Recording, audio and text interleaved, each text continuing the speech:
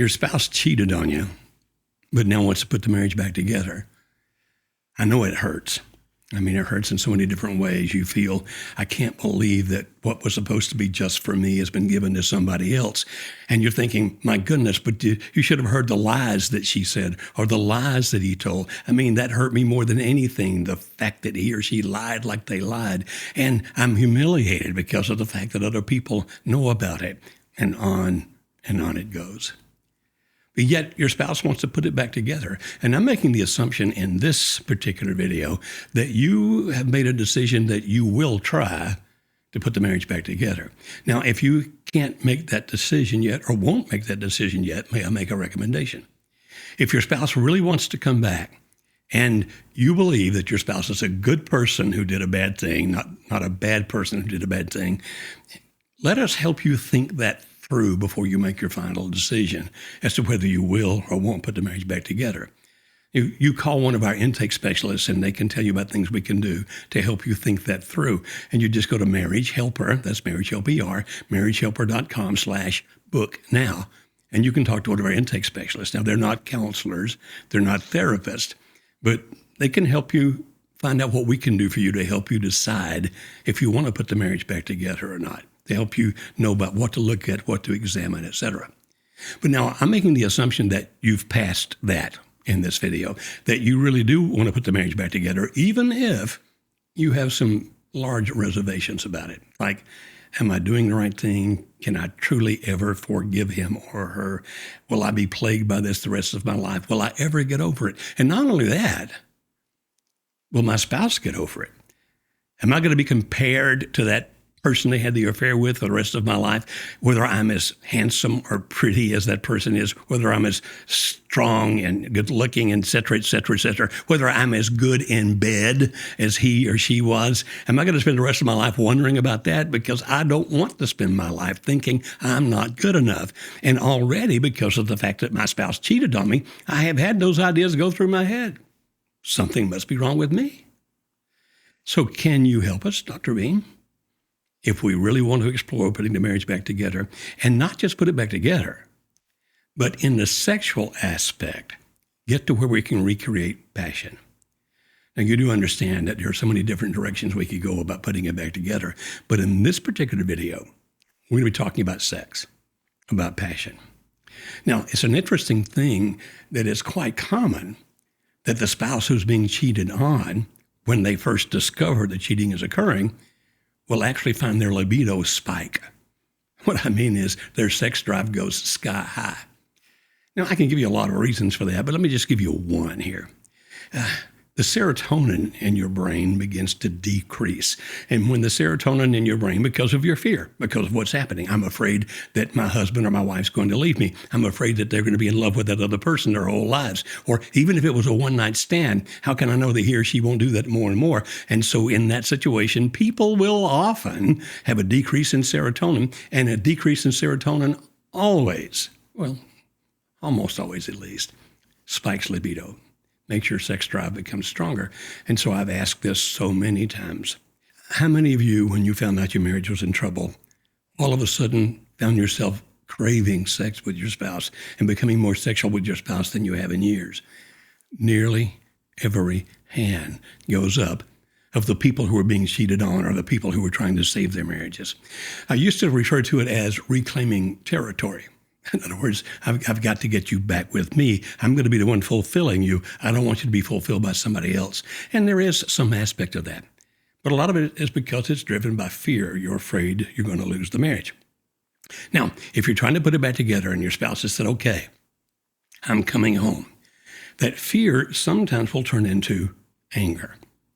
Okay, I've been doing everything I need to do to get you to come back, and finally you're here. And because of the fact that you've been working so hard on getting your spouse to come back and make the marriage good again, you've not let yourself deal with the anger. You've been pushing it down. And now that the fear is subsiding, the anger comes up. And sometimes it can be quite intense. And the next thing you know, the person that you have worked so hard to get to come back home so you can put the marriage back together becomes your biggest enemy, because all you can think about is how much he or she hurt you, and you start taking that anger out on them because you hurt so deeply inside. Have you felt that yet? We're not saying that you should just do away with anger, because that's not possible. We're saying that what you do with anger is that you deal with it appropriately at the right time. Now, let's assume then, because I'm talking to a very specific audience here, that you have decided that you're going to take your spouse back, and that you have done whatever you need to do to be able to begin to handle your anger in appropriate ways, which would probably include forgiving your spouse, and if he or she was involved with somebody else, include forgiving them, not because they deserve it, but because of the fact that you want to set yourself free. Now, if you're that person, so your spouse is back, your anger's under control, you're trying to put it back together, what kind of difficulties might you have in restoring passion? There's a thing in sexology called spectatoring. It's like when a person, rather than being in the presence and being there in the sex act itself, they kind of like have their brain go up in the corner up here somewhere, and you are watching you, and you're making judgments about you and making judgments about your sexual partner, and therefore you don't really let yourself go. You don't really get into the sexual encounter because of the fact that you're being so judgmental of you and maybe your partner. And so one thing I would strongly recommend is, if you're going to be making love again to your spouse who had cheated on you, don't allow yourself to do spectatoring. You say, what do you mean? Like I'm kind of watching what's happening? Yeah, spectatoring in this sense probably, that you're wondering what he or she is thinking. Do they think that I kiss as well as the partner? Do they think that I know how to do sexual things as well as the partner? Do they think I'm as pretty as the partner or as handsome as the partner? In other words, you're making judgments all the time, and that's what we call spectatoring. And you're judging yourself against an imaginary person because of the fact that you don't have any true knowledge of what that other person is like in bed.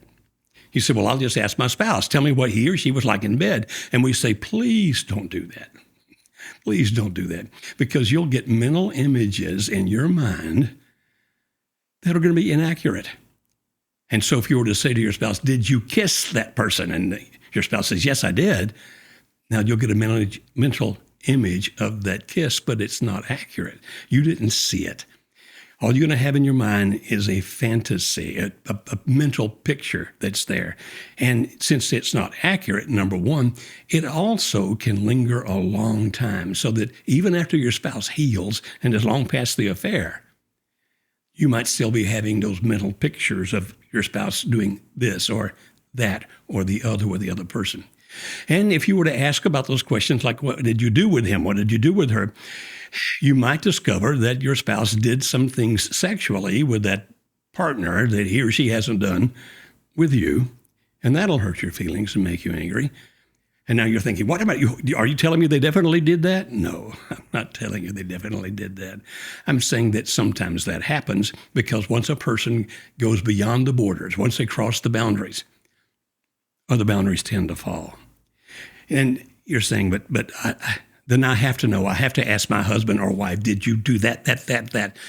No, it's just going to hurt you, and you're going to find out things that you won't be able to deal with because of the fact that your mind's going to see it as being a rebellion against you, when really what was happening was falling boundaries within your spouse's own head, within your spouse's own heart. And so please don't ask for those pictures.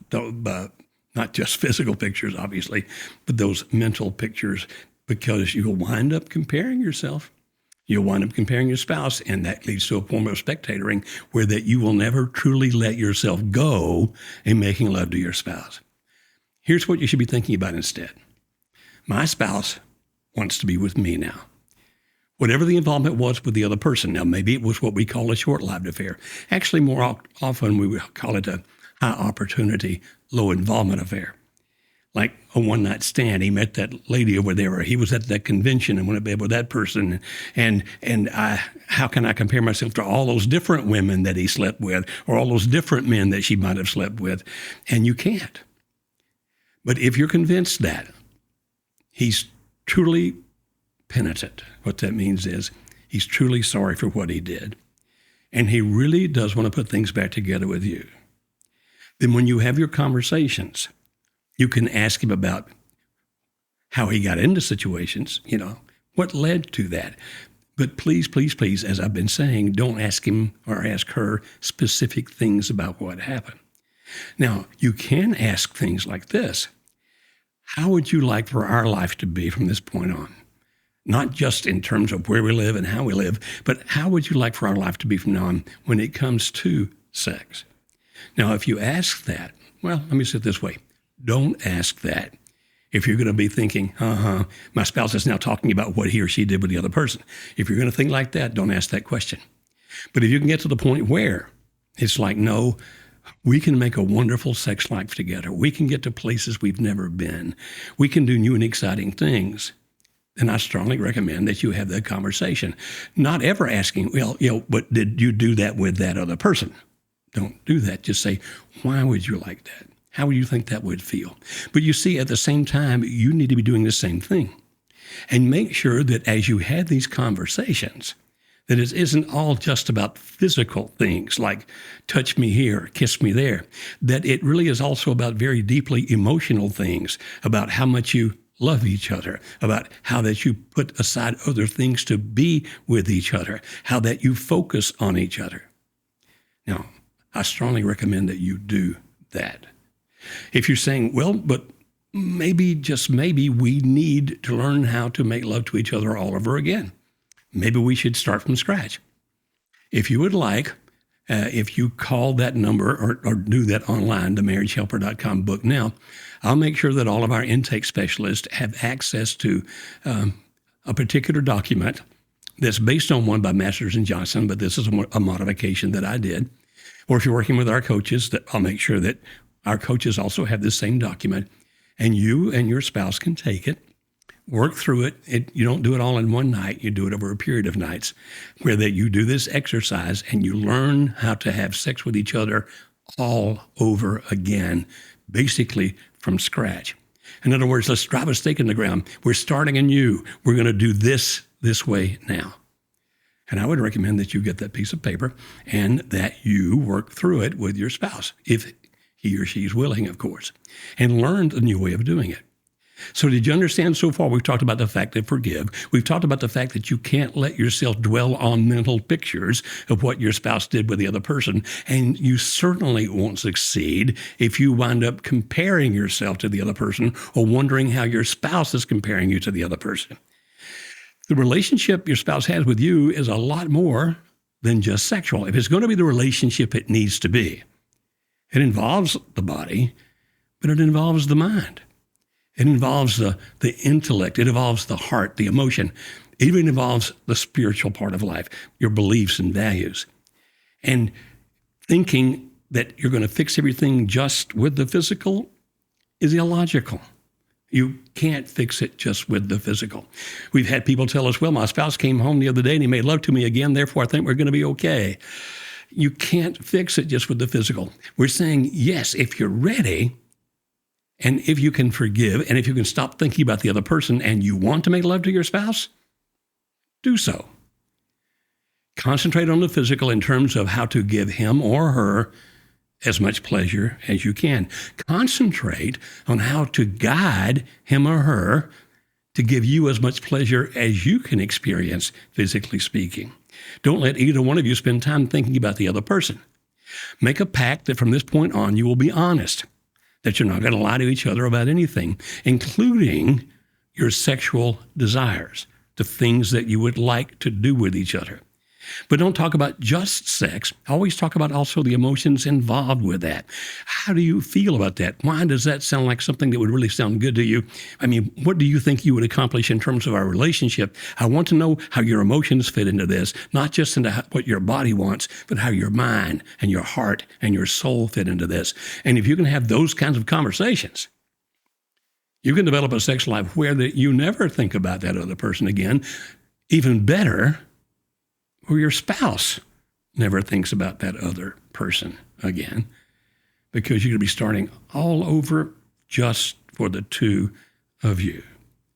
Now, again, I recommend that you call and ask our intake specialist, marriagehelper.com/book now, and just ask them for it when you talk to them. And if you're working with a coach, again, ask them for it. But there's one other thing. If you have been through one of our 3-day workshops, for example, for couples, we have a video set for you. It's about 7.5 hours long. Now, not all at one time. It's broken into sections, of course. But about 7.5 hours long. And you do a section at a time, and it starts off just with anatomy. Let's learn about that all over again. You say, we're way past that. We're 60 years old. Trust me, you're going to learn things you didn't know before. And you're going to learn things about what feels good that you didn't think about before. And then it will guide you from there into what sex drive is all about. It'll guide you into how to achieve the greatest possible pleasure physically and mentally and emotionally, because there's a section in there also about the difference between good sex and great sex. And you can work through those. That kit is available to any couple who's been through our 3-day intensive workshop. And you can work through that over a period of weeks or days. But you understand the point? If you're going to have passion with your spouse, again, it's going to be by focusing on your need for sexual and emotional fulfillment and your spouse's need for sexual and emotional fulfillment, but leaving the past behind. And yeah, I know that sounds like, well, you think we can just do that easily? No, I know you can't. But I know you can. You can. You just can't do it that easily. And we want to help. We want to help in every shape, in every way we possibly can. Because if you say, well, I'm going to take him or her back, but we're just never going to have sex again, your marriage is going to wind up in trouble all over again. Or I'm going to take him or her back, but I'm going to punish them every day for what they've done. No, that's not going to work either. I'm going to take him or her back, but I'm going to make them feel guilty about the things they did with the other person. Your marriage is doomed if you do any of those things. It's a matter of how do you make it work now? And if you're thinking, but what if he or she had 3 different lovers over the time? Isn't it true that once a cheater, always a cheater? No.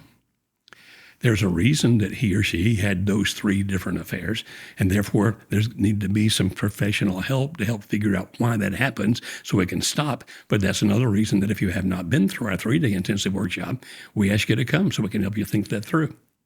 And if you'd rather find a professional who is a sex therapist and decide to go to him or her to help you figure that out, that's fine too. Just make sure that sex therapist has the same belief and value system that you do. But even a person who has been a serial offender, man or woman, can get past that once they understand what was driving it. Get over it, and it will never happen again, and they can be faithful to their spouses for the rest of their life. So, no, it's not true that once a cheater, always a cheater. If that person doesn't find out what's driving that and doesn't deal with that, then yes, it may be true. Once a cheater, always a cheater. Do you believe you can have a great sex life together? I'm telling you, you can. We have worked with thousands, and I'm not exaggerating, thousands of couples where either the husband has cheated or the wife has cheated, sometimes not just in a one-night stand, sometimes in a deep, emotional, long-term affair with another person, but finally realizes what's right and what's good and what they really want in life is to be back with their spouse again, who have put those marriages back together, even after all kinds of horrendous actions took place earlier, that they put the marriage back together and are happily married. Now, not perfectly married because that doesn't exist, but happily married. Is that what you want? You can have it. Please call us. We'd love to help in whatever way we can.